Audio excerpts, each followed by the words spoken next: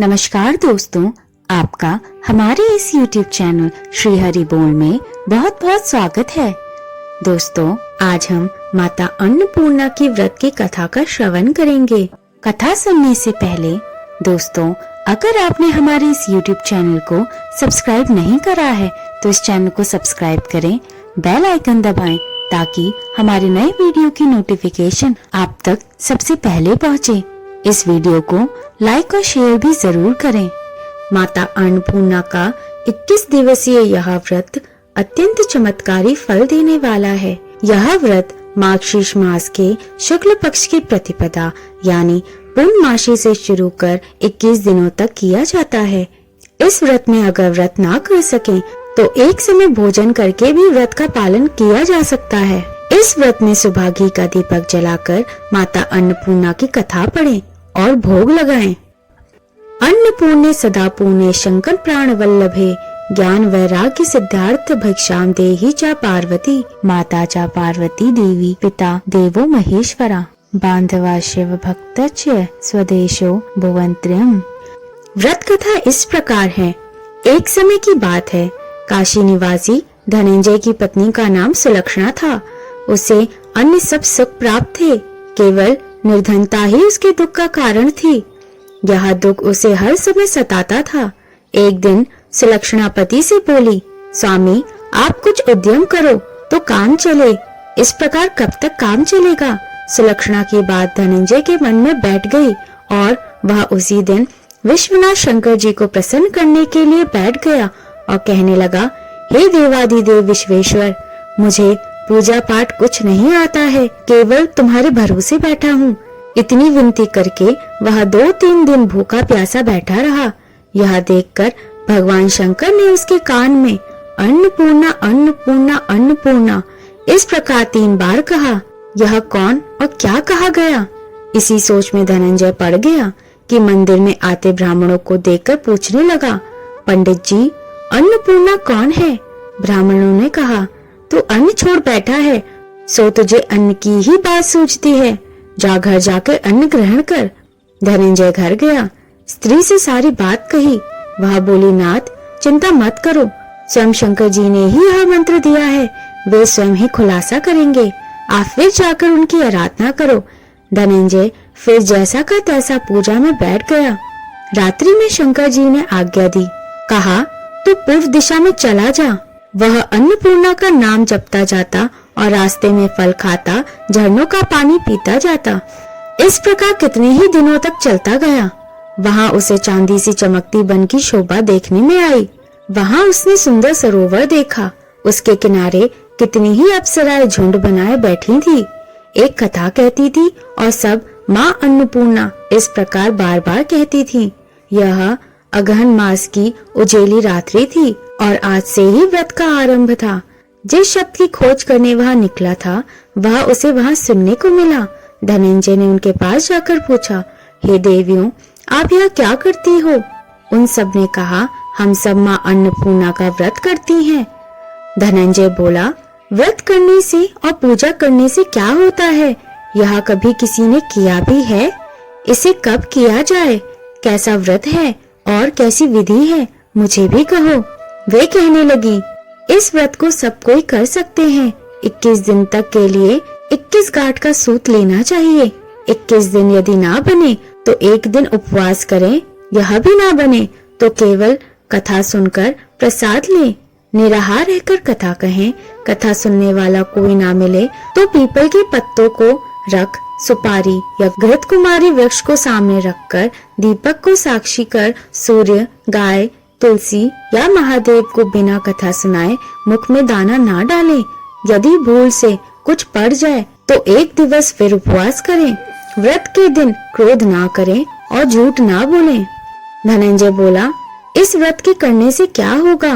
वे कहने लगी, इसके करने से अंधों को नेत्र मिले, लूलू को हाथ मिले, निर्धन के घर धन आया, बांझी को संतान मिले, मूर्खों को विद्या आए। जो जैसी कामना से व्रत करे माँ उसकी इच्छा पूरी करती है। वह कहने लगा, बहनों मेरे भी धन नहीं है, विद्या नहीं है, कुछ भी तो नहीं है। मैं तो दुखिया ब्राह्मण हूँ, मुझे इस व्रत का सूत दोगी? अप्सराएं बोली, हाँ भाई, तेरा कल्याण हो, तुझे देंगे, ले इस व्रत का मंगल सूत्र ले। धनंजय ने व्रत किया। व्रत पूरा हुआ तभी सरोवर में से 21 खंड की सुवर्ण सीढ़ी हीरा मोती जड़ी हुई प्रकट हुई। धनंजय अन्नपूर्णा अन्नपूर्णा कहता जाता था। इस प्रकार कितनी ही सीढ़ियां उतर गया तो क्या देखता है कि करोड़ों सूर्य से प्रकाशमान अन्नपूर्णा का मंदिर है। उसके सामने स्वर्ण सिंहासन पर माता अन्नपूर्णा विराजमान है। सामने भिक्षा हेतु शंकर भगवान खड़े हैं। देवांगनाएं चंवर डुलाती हैं। कितनी ही हथियार बांधे पहरा देती हैं। धनंजय दौड़कर जगदम्बा के चरणों में गिर गया। देवी उसके मन का कलेश जान गई। धनंजय कहने लगा, माता आप तो अंतर्यामिनी हो, आपको अपनी दशा क्या बताऊं। माता बोली, मेरा व्रत किया है, जा संसार तेरा सत्कार करेगा। माता ने धनंजय की जीवा पर बीज मंत्र लिख दिया। अब तो उसके रोम रोम में विद्या प्रकट हो गई। इतने में क्या देखता है कि वह काशी विश्वनाथ के मंदिर में खड़ा है। माँ का वरदान ले धनंजय घर आया। सुलक्षणा से सब बात कही। माताजी की कृपा से उसके घर में संपत्ति उमड़ने लगी। छोटा सा घर बहुत बड़ा गिना जाने लगा। जैसे शहद के छत्ते में मक्खियां जमा होती हैं, उसी प्रकार उनके सगे संबंधी आकर उनकी बड़ाई करने लगे और कहने लगे, इतना धन और इतना बड़ा घर, सुंदर संतान नहीं तो इस कमाई का कौन भोग करेगा। सुलक्षणा से संतान नहीं है, इसलिए तुम दूसरा विवाह करो। अनिच्छा होते हुए भी धनंजय को दूसरा विवाह करना पड़ा और सती सुलक्षणा को सौत का दुख उठाना पड़ा। इस प्रकार दिन बीतते गए। फिर अगहन मास आया। नए बंधन से बंधे पति से सुलक्षणा ने कहलवाया कि हम व्रत के प्रभाव से ही सुखी हुए हैं, इस कारण यह व्रत छोड़ना नहीं चाहिए। यह माता जी का प्रताप है जो हम इतने संपन्न और सुखी हैं। सुलक्षणा की बात सुन धनंजय उसके यहाँ आया और व्रत में बैठ गया। नई बहू को इस व्रत की खबर नहीं थी। वह धनंजय के आने की राह देख रही थी। दिन बीतते गए और व्रत पूर्ण होने में 3 दिवस बाकी थे कि नई बहू को खबर पड़ी। उसके मन में ईर्ष्या की ज्वाला दहक रही थी। सुलक्षणा के घर आ पहुंची और उसने वहां भगदड़ मचा दी। वह धनंजय को अपने साथ ले गई। नए घर में धनंजय को थोड़ी देर के लिए निद्रा ने आ दबाया। इसी समय नई बहू ने उसका व्रत का सूत तोड़कर आग में फेंक दिया। अब तो माता का कोप जाग गया। घर में अकस्मात आग लग गई। सब कुछ जलकर खाक हो गया। सुलक्षणा जान गई और पति को फिर अपने घर ले आई। नई बहू रूठ कर पिता के घर जा बैठी। पति को परमेश्वर मानने वाली सुलक्षणा बोली, नाथ घबराना नहीं, माता जी की कृपा अलौकिक है। पुत्र कुपुत्र हो जाता है पर माता कुमाता नहीं होती। अब आप श्रद्धा और भक्ति से आराधना शुरू करो, वे जरूर हमारा कल्याण करेंगी। धनंजय फिर माता के पीछे पड़ गया। फिर वही सरोवर सीढ़ी प्रकट हुई। उसमें माँ अन्नपूर्णा कहकर वह उतर गया। वहां जा माता जी के चरणों में रुदन करने लगा। माता प्रसन्न हो बोली, यह मेरी स्वर्ण की मूर्ति ले, इसकी पूजा करना, तू फिर सुखी हो जाएगा। जा, तुझे मेरा आशीर्वाद है। तेरी स्त्री सुलक्षणा ने श्रद्धा से मेरा व्रत किया है, उसे मैंने पुत्र दिया है। धनंजय ने आंखें खोली तो खुद को काशी विश्वनाथ के मंदिर में खड़ा पाया। वहां से फिर उसी प्रकार घर को आया। इधर सुलक्षणा के दिन चढ़े और महीने पूरे होते ही पुत्र का जन्म हुआ। गांव में आश्चर्य की लहर दौड़ गई। मानता आने लगी। इस प्रकार उसी गांव में निसंतान सेठ के पुत्र होने पर उसने माता अन्नपूर्णा का मंदिर बनवा दिया। उसमें माता जी धूमधाम से पधारी, यज्ञ किया और धनंजय को मंदिर के आचार्य का पद दे दिया। जीविका के लिए मंदिर की दक्षिणा और रहने के लिए बड़ा सुंदर सा भवन दिया। धनंजय स्त्री पुत्र सहित वहां रहने लगा। माता जी की चढ़ावे में भरपूर आमदनी होने लगी। उधर नई बहू के पिता के घर डाका पड़ा, सब लुट गया। वे भीख मांगकर पेट भरने लगे।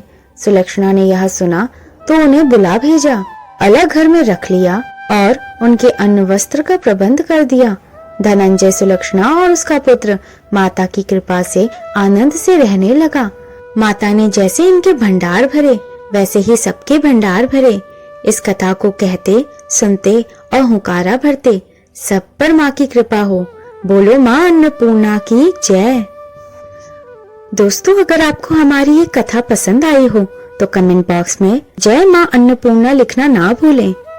धन्यवाद दोस्तों।